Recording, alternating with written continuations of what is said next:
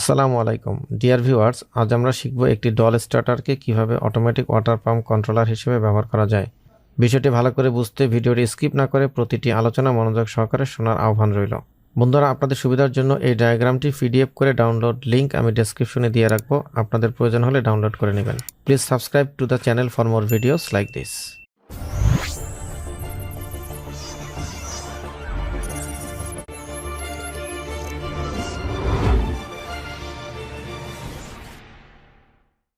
বন্ধুরা, এটি একটি simple doll starter circuit diagram, যে বিষয় নিয়ে আমি আর বিস্তারিত আলোচনা করতে চাচ্ছি না। তো আজকে আমাদের এই কাজে ব্যবহৃত বিভিন্ন কম্পোনেন্টসের সাথে আমরা একটু পরিচিত হই।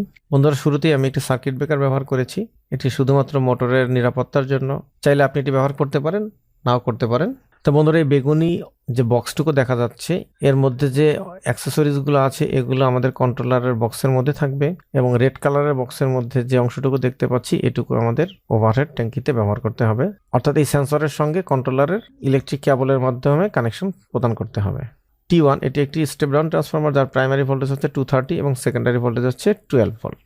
তো এই সেকেন্ডারিকে আমরা ডিসি করিনি, কারণ এই সফটওয়্যারে ডিসি করার ব্যবস্থা নেই। তাই আমি সিস্টেমটিকে এসিতে রেখেই দেখানোর চেষ্টা করেছি, কিন্তু আমাদের প্রয়োজনে আমরা এটিকে অবশ্যই ডিসি করে নেব। এবং এই ট্রান্সফরমারটি আমরা অবশ্যই 12 ভোল্ট ব্যবহার করার চেষ্টা করব। অর্থাৎ সেকেন্ডারি ভোল্টেজ যত কম রেঞ্জে রাখা যায় ততই আমাদের জন্য নিরাপদ। তাই 24 ভোল্টের পরিবর্তে 12 ভোল্ট ব্যবহার করাই উত্তম। অর্থাৎ RL এটি একটি 12 ভোল্ট টিপিডিটি রিলে, অর্থাৎ triple pole double throw relay, যার দুটি পোল এখানে ব্যবহার করা হয়েছে মোটরকে অন অফ করার জন্য, এবং আরেকটি পোল এই রিলে ল্যাচিং এর জন্য ব্যবহার করা হয়েছে। UL এটি হচ্ছে আপার লেভেল সেন্সর, LL হচ্ছে লোয়ার লেভেল সেন্সর, যা আমাদের ওভারহেড ট্যাঙ্কিতে স্থাপিত।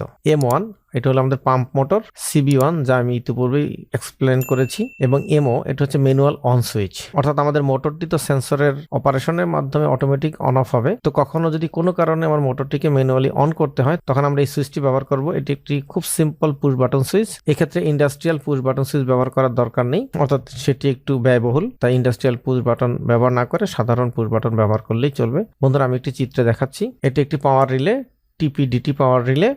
এটি একটি সিম্পল পুশ বাটন সুইচ। এটি হচ্ছে আমাদের ম্যাগনেটিক ফ্লোট সুইচ, যেটা আমরা আপার এবং লোয়ার লেভেল সেন্সর হিসেবে ব্যবহার করব।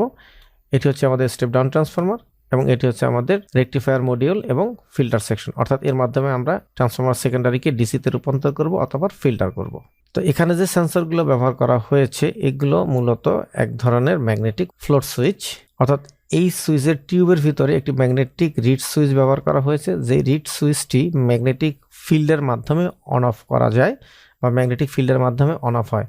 অর্থাৎ এই অংশটুকু হচ্ছে আমাদের ফ্লোটিং পার্ট। পানির লেয়ার বৃদ্ধির সঙ্গে সঙ্গে এটি আস্তে আস্তে উপরের দিকে উঠতে থাকবে, এবং একটা পর্যায়ে এসে এর ভিতরে অবস্থিত রিড সুইচটিকে সে অন করবে। এবং এটি যখন সবচেয়ে নিচের দিকে থাকবে তখন রিড সুইচটি অফ অবস্থায় থাকবে, এবং এটি যখন একদম টপ পজিশনে থাকবে তখন এটি অফ পজিশনে থাকবে। শুধুমাত্র এই ফ্লোটিং পয়েন্ট যখন এই তার টোটাল ট্রাভেল ডিস্টেন্সের মধ্যবর্তী অবস্থানে থাকবে, শুধু তখনই মাত্র এই সুইচটি ক্লোজ অবস্থায় থাকবে। তো এটি মূলত ভার্টিক্যাল অবস্থায় ব্যবহার করা হবে, অর্থাৎ এই অংশটুকু উপরের দিকে, এই অংশটুকু নিচের দিকে। আমরা কিছুক্ষণ পর বিষয়টি প্র্যাকটিক্যালি দেখবো ইনশাল্লাহ। তো আমি ধারণা করছি যারা ডল স্টার্টার সম্পর্কে খুব ভালো ধারণা রাখেন তারা ইতিমধ্যেই বুঝতে পেরেছেন আসলে এখানে কি ঘটতে চলেছে। এটি খুবই সিম্পল একটা থিঙ্কিং। অর্থাৎ তো ওয়াটার লেভেল যখন এই লোয়ার লেভেল সেন্সরের নিচে চলে আসবে তখন এটি ক্লোজ হবে, আর এটি ক্লোজ হওয়া মানে আমাদের একটি অন পুশ প্রেস করলে যে ঘটনাটি ঘটতো এখানে ঠিক সেম ঘটনাটি ঘটবে। অর্থাৎ এর মাধ্যমে আমার মোটরটি রান করবে, এবং যখন ওয়াটার লেভেল এই আপার লেভেল সেন্সরের উপরে চলে আসবে তখন এই সেন্সরটি ওপেন হয়ে যাবে, ফলে এটি একটি অফ পুশের ন্যায় আচরণ করবে। এরপর যখন আবার ট্যাঙ্কির পানি খালি হতে থাকবে তখন পানি লেয়ার যখন এই সেন্সরের নিচে চলে আসবে তো এই সুইচটি অটোমেটিকলি ক্লোজ হয়ে যাবে, এবং ওয়াটার লেভেল যখন কমতে কমতে এক পর্যায়ে এই লোয়ার লেভেল সেন্সরের নিচে চলে আসবে তখন এটি আবার অটোমেটিক্যালি ক্লোজ হয়ে যাবে। ফলে আবার পাম্পটি স্টার্ট হয়ে যাবে এবং পানি ট্যাঙ্কিতে উঠতে থাকবে, এবং সেটি ক্রমান্বয়ে তার লেভেল বাড়তে থাকবে, এবং একটা পর্যায়ে এসে আপার লেভেল সেন্সরের উপরে চলে আসবে এবং আপার লেভেল সেন্সরটি ওপেন হয়ে যাবে, মোটরটি পুনরায় অফ হয়ে যাবে। তো এই হচ্ছে এর অপারেশন বা ফাংশন। আমরা এখন এই বিষয়টিকে পরবর্তী ভিডিওতে প্র্যাকটিক্যাল আকারে আপনাদের সম্মুখে নিয়ে আসব। তো চলুন এখন আমরা ফ্লোটিং সুইচটি নিয়ে একটু আলোচনা করি।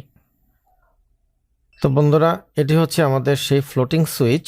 এটি মূলত ট্যাঙ্কিতে এরকম ভার্টিক্যাল অবস্থায় থাকবে। তো এটিকে আমরা আবার ভালো করে বোঝার জন্য হরাইজন্টাল করে নিলাম। তো সেন্সরের এই অংশটুকু হচ্ছে ফ্লোটিং পার্ট, অর্থাৎ পানির বৃদ্ধির সঙ্গে সঙ্গে এটি উপরের দিকে যাবে বা নিচের দিকে আসবে। অর্থাৎ এটিকে যদি আমরা ভার্টিক্যালি চিন্তা করি, তাহলে যখন ওয়াটার লেভেল বৃদ্ধি পেতে থাকবে, তো সেই অনুযায়ী ওয়াটার লেভেলের সঙ্গে সঙ্গে এটি ভাসমান অবস্থায় উপরের দিকে উঠতে থাকবে, এবং ওয়াটার লেভেল যখন নিচে চলে যাবে এটিও আস্তে আস্তে নিচের দিকে চলে আসবে। তো বন্ধু, একটা জিনিস ইতিমধ্যে লক্ষ্য করেছেন, এই সেন্সরটি যখন একদম নিচের দিকে, তখন আমাদের সুইচটি ওপেন অবস্থায় আছে, অর্থাৎ মিটারে কোনো সাউন্ড হচ্ছে না। কিন্তু সেন্সরটিকে যদি আমরা এই মিডল অবস্থায় নিয়ে আসি, তখন সুইচটি ক্লোজ অবস্থায় আছে, এবং এটিকে যদি আমরা টপ লেভেলে নিয়ে আসি, তখন সেন্সরটি পুনরায় আবার অফ হয়ে যাচ্ছে। তো এই সেন্সরটি বা সুইচটি এর আমরা তিনটি অবস্থান পেলাম। একটি হচ্ছে উপরের দিক, যেখানে সুইচটি ওপেন অবস্থায় আছে, মধ্যবর্তী অবস্থানে এটি ক্লোজ অবস্থায় আছে, এবং সর্বনিম্ন অবস্থানে এটি আবার অফ অবস্থায় আছে। তো এই সেন্সরটিকে আমরা এমনভাবে স্থাপন করব যাতে ওয়াটার লেভেল এই লোয়ার লেভেল সেন্সরের নিচে চলে আসলে এই সেন্সরটি ক্লোজ হয় এবং মোটরটি রান কমান্ড পায়, এবং ওয়াটার লেভেল বৃদ্ধি পেয়ে একটা পর্যায়ে যখন এই আপার লেভেল সেন্সরের উপরে চলে আসবে, এটি তখন অফ হয়ে যাবে। তো এই বিষয় নিয়ে আমরা প্র্যাকটিক্যালি আর ভালো করে দেখবো ইনশাল্লাহ। কথা হবে পরবর্তী ভিডিওতে প্র্যাকটিক্যাল সেটআপ সহ। সেই অবধি সবাই ভালো থাকুন, সুস্থ থাকুন এবং ট্রিপলি ক্যাম্পাসের সাথেই থাকুন। আল্লাহ হাফেজ।